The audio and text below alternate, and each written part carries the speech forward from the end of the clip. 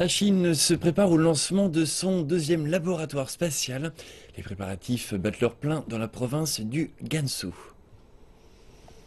Ici, c'est le désert, mais aussi un lieu d'espoir. Plus concrètement, c'est le lieu d'espoir du rêve spatial habité de la Chine.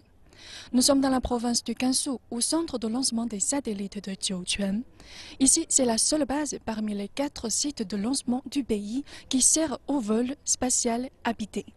Dans quelques jours, le deuxième laboratoire spatial Tiangong-2 de la Chine va être lancé ici.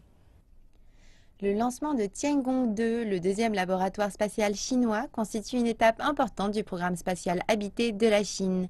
Tiangong-1, son prédécesseur, est entré en service en 2011 et travaille depuis sur les techniques de rendez-vous et d'amarrage en orbite. Tiangong-2 va s'atteler à des missions plus complexes. Le Tiangong-2 accueillera successivement le vaisseau spatial Shenzhou 11 et le vaisseau cargo Tianzhou 1. La première visite servira à évaluer le séjour des astronautes dans l'espace à moyen terme et la seconde à ravitailler la station en orbite.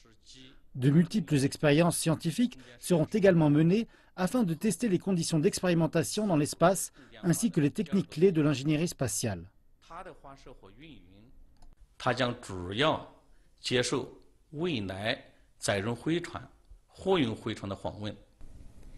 Depuis son arrivée au centre de lancement de satellites de Jiuquan en juillet, le Tiangong-2 a été testé à de multiples reprises.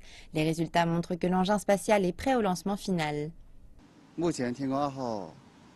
Tous les tests préalables ont été réalisés. Bien que non sans difficulté, nous sommes parvenus à régler tous les problèmes. Du lancement du Tiangong 1 en 2011 au décollage imminent du Tiangong 2, 5 ans se sont écoulés. Pendant ce temps, nous nous perfectionnons sans arrêt afin de garantir la sécurité et le succès de la mission. Le laboratoire spatial Tiangong 2 devrait être lancé entre le 15 et le 20 septembre, un nouveau pas vers l'infini.